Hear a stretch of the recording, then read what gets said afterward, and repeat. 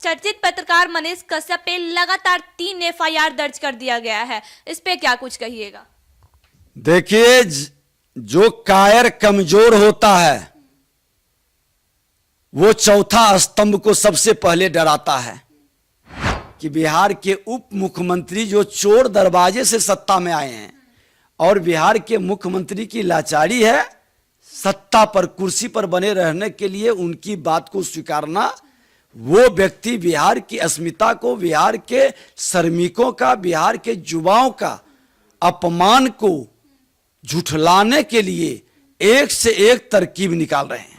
तमिलनाडु की सरकार तो अपनी छवि बचाने के लिए इस घटना को असत्य करार देगा। तो फिर सर बिहार सरकार भी असत्य क्यों करार दे रहा है? इसलिए कि भ्रष्टाचार और अपराध के कोख से जो पैदा हुए हैं वो व्यक्ति सच को झुठला रहे हैं। अगर जो झूठ है तो उस पर बहस होनी चाहिए, उसकी तथ्यात्मक जांच होनी चाहिए। बदले की भाव से किसी को तंग परेशान करना ये कायर लोग करते हैं कि नेता प्रतिपक्ष का बयान नहीं छपे नहीं तो विज्ञापन बंद कर देंगे। आज एक पेपर है दैनिक जागरण, उनका विज्ञापन 2 महीने से रोके हुए हैं क्योंकि वो गलती से कुछ विषय को निकाल दिया था। गलत रूप से अगर जो आप पत्रकारों की आवाज को दबाना चाह रहे हैं तो ये कतई उचित नहीं है। सोशल मीडिया पर मामला कहां से आया? आज ये सारे के सारे पत्रकार गलत अफवाह चलाए तो तमिलनाडु में 4 लोगों की अरेस्टिंग क्यों हुई? जातीय जहर के लहर के कहर से बिहार को प्रभावित कर रहे हैं। मनीष कश्यप भी भूमिहार है, इसलिए उसको सताने का ये खेल खेल रहे हैं। लेकिन इनको याद रखना चाहिए कि आपके जंगल राज का नाश भी यही समाज किया था।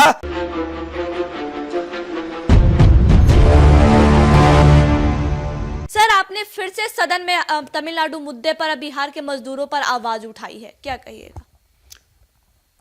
देखिए, निश्चित तौर पर हम श्रम मंत्री के रूप में अपने बिहार के श्रमिकों का अपमान, दोहन और शोषण के विषय पर सरकार में रहते हुए कहा था कि इस पर गहन समीक्षा हो, क्योंकि बिहार का हमारा ये पूंजी है, हमारे श्रमिक। बिहार के श्रमिकों के हुनर पूरा देश स्वीकार करता है, लेकिन बिहारियों का अपमान, दोहन और शोषण का कई मामला हर स्टेट से आता है। इस बार तमिलनाडु का भी कई मामला प्रेस मीडिया में आया, सोशल मीडिया में चला और वहाँ के मजदूर के द्वारा भी बयान दिया गया। हम लोगों से भी बात किया, इस मामला को लेकर सदन में हमने उठाया और बिहार के माननीय मुख्यमंत्री नीतीश कुमार जी से हमने आग्रह किया कि विधानसभा की सर्वदलीय कमेटी और पदाधिकारियों की कमेटी भेजें। हमारे बिहार के मजदूरों का, बिहार के श्रमिकों का, बिहार के युवाओं का अपमान न हो और इस अपमान का सच को जानना चाहिए और इस पर लगाम लगानी चाहिए। बिहार के मुख्यमंत्री ने इसे स्वीकार भी किया, उन्होंने कमेटी भी भेजी। लेकिन दुर्भाग्यपूर्ण स्थिति है कि बिहार के उप मुख्यमंत्री जो चोर दरवाजे से सत्ता में आए हैं और बिहार के मुख्यमंत्री की लाचारी है सत्ता पर कुर्सी पर बने रहने के लिए उनकी बात को स्वीकारना, वो व्यक्ति बिहार की अस्मिता को, बिहार के श्रमिकों का, बिहार के युवाओं का अपमान को झुठलाने के लिए एक से एक तरकीब निकाल रहे हैं। देखिए, जो भी सोशल मीडिया पर चला है, माननीय मुख्यमंत्री जी ने भी इसे स्वीकार किए हैं।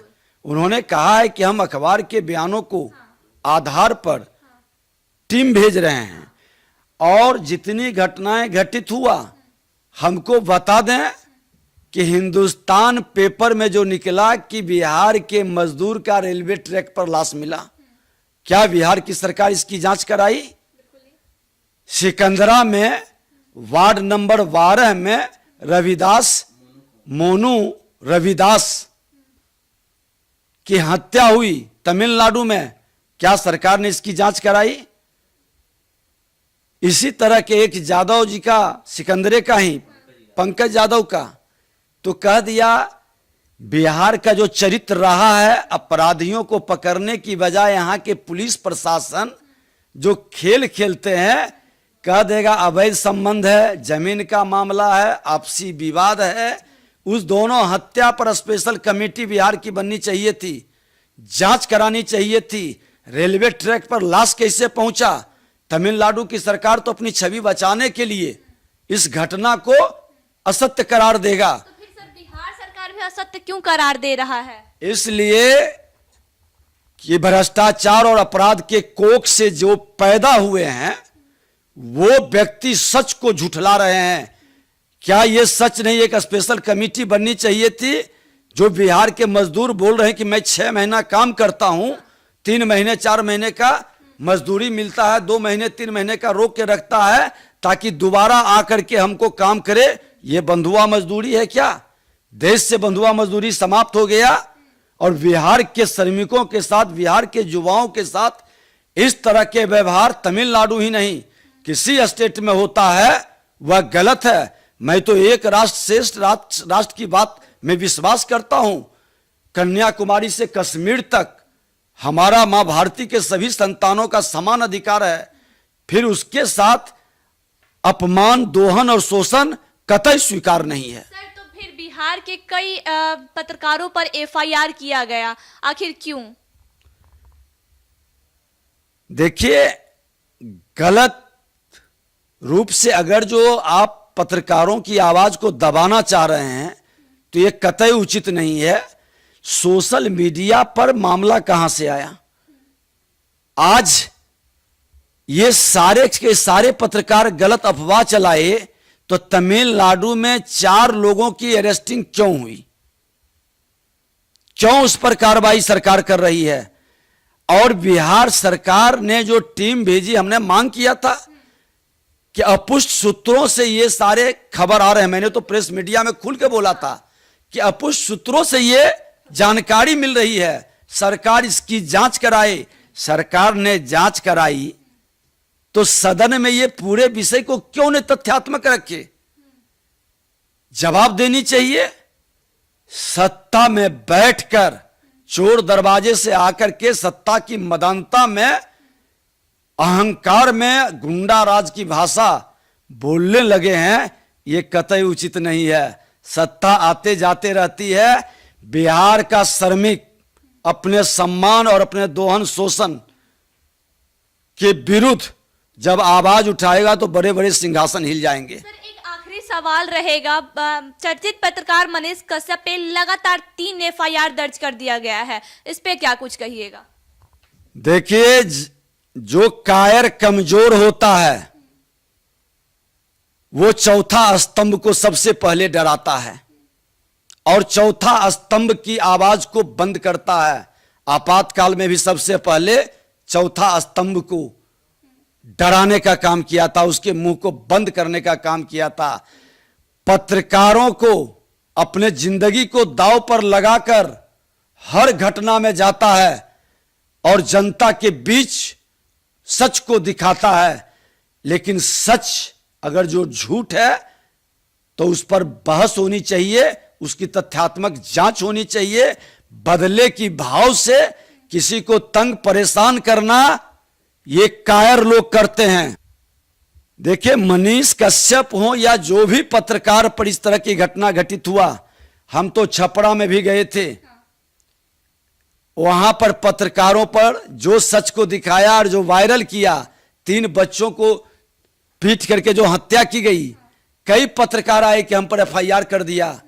ये सरकार प्रशासनिक अराजकता को छुपाती है, अपराध और भ्रष्टाचार से जो शासन चला रहे हैं उसको छुपाती है और पत्रकारों को भयभीत करता है। अरे सच यहां तक होती है कि नेता प्रतिपक्ष का बयान नहीं छपे, नहीं तो विज्ञापन बंद कर देंगे। आज एक पेपर है दैनिक जागरण, उनका विज्ञापन 2 महीने से रोके हुए है क्योंकि वो गलती से कुछ विषय को निकाल दिया था। कई पेपर, कई पत्रकार, बिहार के अंदर लोकतंत्र को गिरवी रखने का प्रयास है। अघोषित आपातकाल, ये जेपी के शिष्य बन रहे हैं और लोकनायक जयप्रकाश नारायण के सामने बड़े भाई छोटे भाई दोनों ने शपथ लिया था कि जाति विहीन समाज बनाएंगे, भ्रष्टाचार मुक्त राष्ट्र बनाएंगे। भ्रष्टाचारियों के गोद में बैठकर जातीय जहर के लहर के कहर से बिहार को प्रभावित कर रहे हैं। मनीष कश्यप भी भूमिहार है, इसलिए उसको सताने का ये खेल खेल रहे हैं। लेकिन इनको याद रखना चाहिए कि आपके जंगल राज का नाश भी यही समाज किया था। और आप जो पत्रकार, ये पत्रकार समाज का आईना और दर्पण है। आप आवाज को दबाइएगा, आपकी नाश सुनिश्चित है। आप सच में बहस कराइए, सदन के अंदर इस पर विमर्श कराइए, सच को लाइए। जो मीडिया में चला उस पर आप एक कमेटी सर्वदलीय बना करके बैठिए।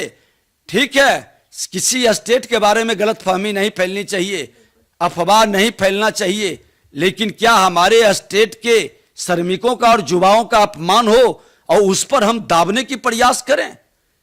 हम उससे एक ठोस नीति क्यों नहीं बनाएं कि कोई भी स्टेट में उसका न दोहन करेगा, न शोषण करेगा, न अपमानित करेगा। सम्मान के साथ हमारा श्रमिक और युवा वहां पर अपना प्रतिभा का उत्थान करेगा।